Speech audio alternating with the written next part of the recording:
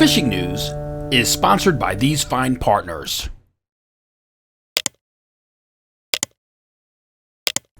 With our final weekly video forecast for July of 2022, I'm Jim Hutchinson with a New Jersey, Delaware Bay edition of the Fisherman Magazine, back from a week at ICAST in Orlando and enjoying the air conditioning in my office. It's July 28th, and in addition to the fishing, we've got some regulatory information to address of concern to beach buggy fans at the Jersey Shore, as well as updates from our Dreamboat Fishing Challenge and what you can expect in the weekend ahead. But first, let's talk about the August edition of the Fisherman Magazine. It's out this week. You can look for your copy at newsstands and tackle shops. You subscribers, hopefully you're getting it by Thursday, Friday. Make sure you look for it in the mail. It's got a beautiful sheep's head cover.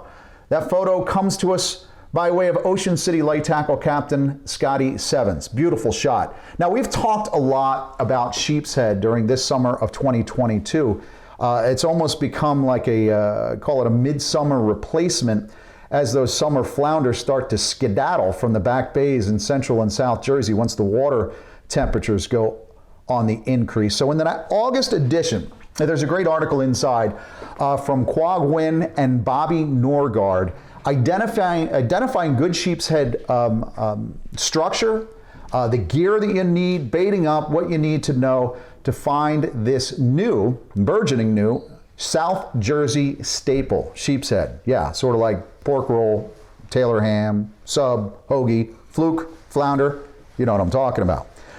Anyway, also in that August edition of The Fisherman, there's more on Delaware Bay panfish by Eric Burnley, reef fluking by Frank Mahalik, smallmouth action in the Garden State with Bruce Litton, and also a great little surf finesse bucktailing story by Brendan Richards. Yeah, those stripers, even in the heat of summer, they are still in the wash. And I'm still getting some reports too out of Cape May County. Some of those fish are out along the bulkheads and bridges at night taking plastics. Even though it is hot along the beaches and there are stripers out front, how do I know? Because I'm getting the reports. In fact, Chris Fletcher let me know he was tossing a homemade popper on a Monmouth County stretch of beach, 7 a.m. Tuesday morning, hit this nice striped bass. So yeah, they're there. And it's not only the good summer stripers in the past week, but through the weekend, we heard from Sue at Surf City Bait and Tackle. She posted this pic. It's Jock with a nice bass. It was taken on a gulp. Ostensibly Surf City, but it was somewhere along that Long Beach Island stretch. So yeah, those stripers are still in there. And I know that's the reason why guys use those sand crabs, digging them up, put them on a high-low rig, because those resident stripers especially are moving in and out of the wash, especially for anybody that's got a groin out front. It's so hard to find some of those jetties. Although after a couple of storms of the last year, you can go out, I know, some places in Ocean County and see the remnants of that old jetty structure. We are, with these hot temperatures, seeing an increase in temperatures in the back bays. And of course, significantly cooler ocean water temperatures. However, at last look at Atlantic City on Wednesday, I did see where the surf temps were right around 75 degrees, which is perfect. Absolutely perfect for surf fluke.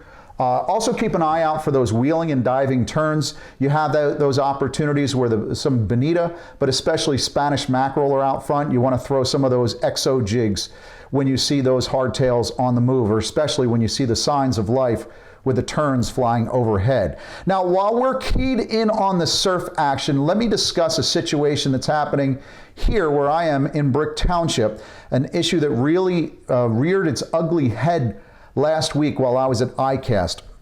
So I found out about the first reading of a new ordinance restricting beach buggy access. That was last week. Well, on Tuesday, July 26th, I and about a dozen buddies or so attended the Brick Township Council meeting for the second reading of an ordinance that would eliminate 45 days of beach buggy operation because of an endangered seagrass that has popped up along the dunes at the Jersey Shore. Yeah, I know, we're not driving on the dunes. That's what makes this so troubling. You see, the U.S. Department of Interior and its Federal Fish and Wildlife Department told the town leaders of Brick, either kick the beach buggies off of your beaches, or we're taking your federal funding away. I think that's extortion, isn't it? Yeah, didn't a guy get impeached for doing the same thing? Anyway, it appears that it's okay for the Department of Interior to float these congressionally appointed federal funds as long as they get their way. So basically what they want to do is they want to retool the way beach buggy permits are issued in the township of Brick. You still have the fall access, but you can't drive on these demarcated, cordoned off zones where this rare seagrass is popping up. But what they want to do is say, shut it down March 15th, not April 30th. Governor Murphy, Commissioner LaTourette, yeah, forget about it, my friends. From the emails I've seen, these two clowns are fully in favor of restricting beach buggy access coastwide, not just in the township of Brick, but all along. This is why, if the Department of Interior is able to steamroll Brick on these 45 days, it's going to be like dominoes falling as they move to Lavalette and all the way down into, Sea Isle, Ocean City. So anyway, we were able to get this tabled on Tuesday night, but I imagine it's going to be pretty quickly back on the council docket within the next couple of weeks. So we're going to stay on top of this. The good news is it's tabled for Tuesday, this past Tuesday night. The bad news is we're going to see this again. So we are hoping that we can make a few calls, maybe get in touch with Senator Menendez, Congressman Kim, or Congressman Smith. But I'm hoping that the American Sport Fishing Association can help us put in a word with the U.S. Department of Interior to throw out the 45 days, personal responsibility. We'll run our beach buggies responsibly. We'll stay away from the dunes, and especially this endangered weed. I'll have more updates on this in the weeks ahead, something to keep our collective eyes on, but for sure, this bites. For more than 20 years, anglers everywhere have come to know one thing, that nothing says no to fish bites. So a buddy of mine got in touch with me earlier this week from the upper Barnegat Bay, said the fluke turned on at the end of the outgoing tide. In fact, that's similar to what I heard from Mike Velez this week. He said the fluke could not escape the Z-Man Houdini 5-inch and shrimp gulp on the outgoing tide on Raritan Bay. Now, we've talked about that colder bottom temperature because of the upwelling. I got another update this week from Dennis and Tommy Huber. They do a lot of fishing, but they're also doing a lot of diving in the summer. They said friends diving in 60 feet of water, just 60 feet of water, are still freezing their cookies off in their wetsuits as of earlier this week. So as of Saturday, the Huber boys, they pushed offshore 20 miles to a wreck that they knew, 90 feet of water outside of Absecon Inlet. He said as they're moving from Absecon Inlet, where the water temperature then was 59 degrees, the water temperature slowly rose to the point where it was 75 degrees at this 20-mile wreck, and the water temperatures on the bottom, 62 degrees. Summer flounder were absolutely abounding. He said, Dennis told me, mostly slots. They didn't see any of the 10-pounders they were looking for, but a lot of 5 and 6 pound fish. So just keep that in mind as you're working some of this inshore structure. Maybe it's Axel Carlson, or maybe you're a little farther offshore at the Cape May Reef. But the water temperature on the surface is going to be different than it is down at the bottom. And those colder water temps at the bottom seem to shut that fluke bite off. So even as the divers are saying there was a lot of fluke on these reef sites, until we get a little spike in the water temperature, I think we're still going to see lockjaw positions. You got to be in it to win it. You got to be at the right place at the right time. But if you're drifting on one part of a reef at one part of the tide, try it again at a later part of the tide. If you're not getting good action at one point, maybe the wind shifts around, try it again. I know the folks that are really working hard at it because they have no other choice. That's what they do for a living. The headboat captains. One in particular, Captain Bobby Bogan and crew aboard the Gambler, they had Julia Morris on board this week for a monster 9-pound Flukosaurus. Captain Bob said he's been working the Gambler in about 60 plus feet of water along the mussel beds, and they're picking away at some fish. The Belmar boats too. I know the big Mohawk, I should expect to see those behemoth fluke any day now. I know they're working on some of the good structure there off of Monmouth County, the Rattlesnake Sea Girt Reef. So those Belmar boats are definitely hitting the fluke grounds every day. The one good thing that I've seen recently is some of the boats that are advertising night blue fishing trips. So keep an eye on that. That reminds me of the old school, going back into the 80s. So there's still a mix of bluefish in the region as well. Now, in our South Jersey reports this week at thefisherman.com, Anthony Califano reports that the South Jersey Marina crew saw a slight rebound in summer flounder catches from the offshore reef sites, with fish to 5 pounds caught on minnows, squid, and of course, large gulp baits. There have also been a few really nice sea bass. Of course, we've got those 2 sea bass in the mix here at the Jersey Shore. Again, almost a bycatch allowance, but it allows you to drift over some of this structure, put a couple of fluke in the box, and instead of throwing away one of those 5-pound sea bass, you can throw it right back into the fish box. Also some good triggerfish action on these reef sites down in South Jersey as well. The folks at South Jersey Marina did speak of some much larger fish and more limits coming from the old grounds in the past week, mostly on fresh strip baits. Meanwhile, across Delaware Bay out of Lewis Harbor Marina, we learned this week that Aaron Brommer got a citation fluke that taped out at 27 3/4 inches, weighed in at 7.34 pounds. That too was caught on the Delaware reef structure. Aaron's the mate on the surface tension there with Captain Keith. So if you're going on that boat, they're flounder fishing. If you're going on one of the boats out of Belmar, you're fluke fishing. Fluke flounder, porkerel, Taylor ham. For inshore to mid-range, consider hitting those lumps, bumps, and ridges at this point. I spoke with Captain Dave on the High Flyer earlier this week. He runs out of Barnegat. He's been covering a lot of ground looking for those pelagics.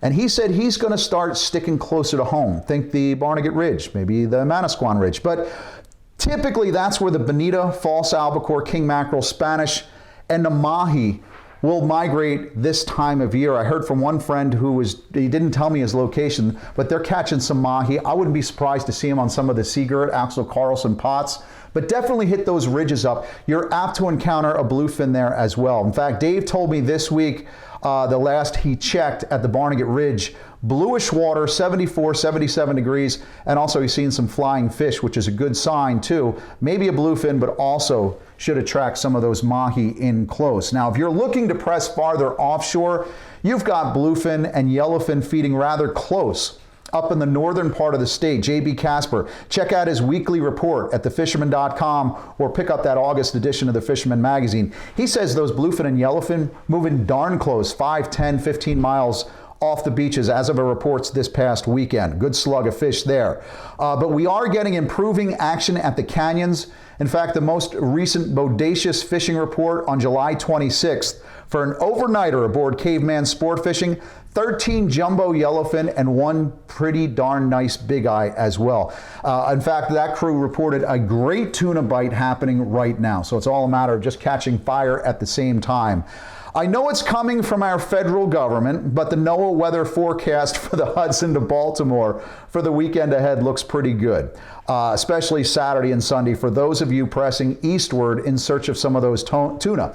And again, if you're looking for some big eye tips, maybe you're thinking about targeting wahoo this season, or you're in search of some pelagics up top, throwing top waters at yellowfin or bluefin.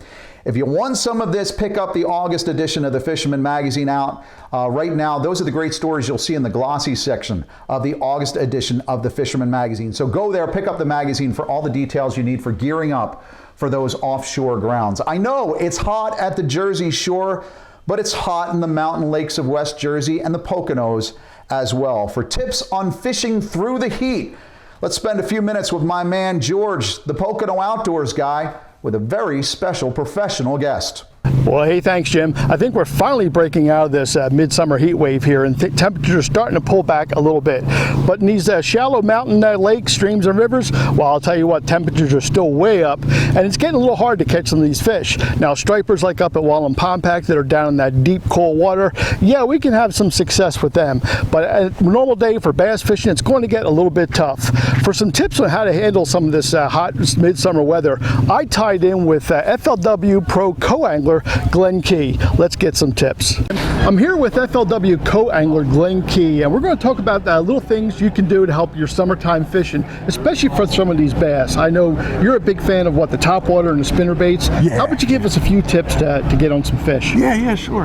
Especially with the spinner baits, I love throwing them. They're really easy too. One of my big things is kind of getting kids out fishing too, so the spinner bait is great. Kind of just chuck it out, wind it back, little twitches. I switch up my blades, willow blades if I see a lot of bait fish. Colorado, if it's muddy, Colorado will give you that thump that you need, And then just with the top water, who doesn't love a top water blow up? You can throw it out there, give you little twitches. One of the main things is though, keeping that slack in your line so that you can actually get that twitch, so that you're walking the bait. Walking the bait, giving that presentation just creates those blow ups. Right. Now is that something you prefer, like a Zara spook or like a whopper plopper? What's kind of your favorite go-to? A little bit of all. With being a co-angler, I'm kind of just adjusting to the day, fishing the moment. I'll throw some frogs, whopper ploppers. I fish a lot for smallmouth. I fish the Susquehanna a lot. I live right there. So I love throwing a spook out there for smallies. One of the best things, one of the best blow-ups, man. I love it. The blow-up is absolutely the best. It's what it's for. It's absolutely what it is, man. All right, well, Glenn, thank you very much for those tips. Thanks for having me. I hope you guys get out and put some of these tips to work too. From Pennsylvania, I'm George, your Pocono Outdoors Guy. So keep in mind at the Jersey Shore that we will get that one tog limit back as of August 1st. It's a boon to the local tackle shops. The summer visitors come down and they say, we want to go fishing. What can we catch? Well, you can catch fluke out front. You can catch some kingfish. Oh, I'll tell you what. Load up on some of the green crabs. Head out there and catch one of those tog off the jetty. The good thing about that is once we get those tog back in on August 1st, the green crabs are back in the shops. And then you're also in the mix for some of those sheep's head as well. Of course, you can use some sand crabs, you can use the fiddlers, you can use the calicos for either one of those species. But again, as of August 1st, look for your tackle shop to be all geared up for that one tog fish, that one tog limit starting August 1st. And again, you've got the crabs in play for the sheep's head. Don't forget, you've got the Jersey Coast Shark Anglers month-long fluke tournament kickoff on Saturday, July 30th. Now, they also have a one-day tournament on July 30th. But I'll tell you what, the tournament participation with the fluke tournaments this season, I'm sure it's because of the slot limit is significantly down. So this is a cool idea from JCSA because you've got 30 days, 30 keepers, 30 chances to bring in one of those doormats. Now, the captain's meeting is this Friday, 6:30 p.m. for both of those tournaments.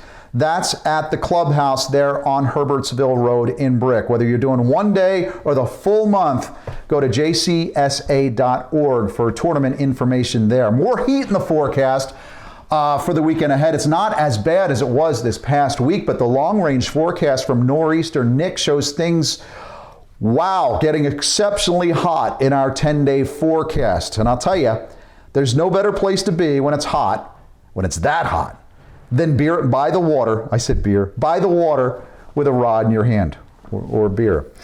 Be on the lookout for those forktails. I said that before. Grab the exo jigs. A slug of warmer water always means bonita and false albies should be popping up along the inshore waters with those Spanish mackerel and bonita possibly in the surf line as well.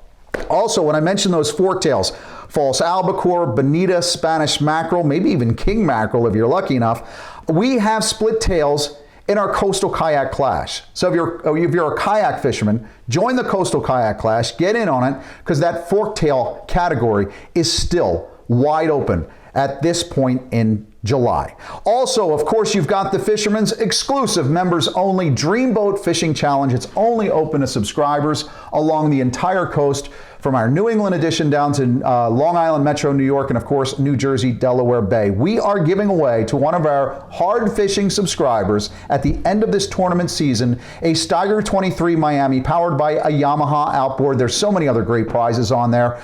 You've got to be in it to win it. Go pick up that August edition for details.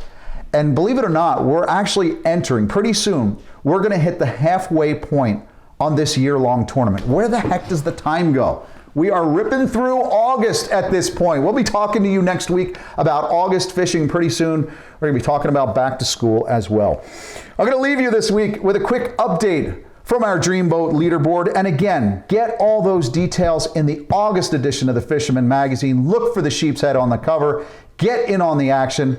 catch them up. We'll see you again next week right here at thefisherman.com. No change in the standings this week in the Dreamboat contest. We did have a notable fluke entry by Bill DaCosta of Massapequa, New York, weighted in at Combs Bait and Tackle. This 11.92-pound beauty places Bill in the third place position for fluke. The Dreamboat Fishing Challenge is the Fisherman subscriber-only multi-species fishing competition with a chance to win a new Steigercraft 23 Miami powered by Yamaha, along with many other great prizes.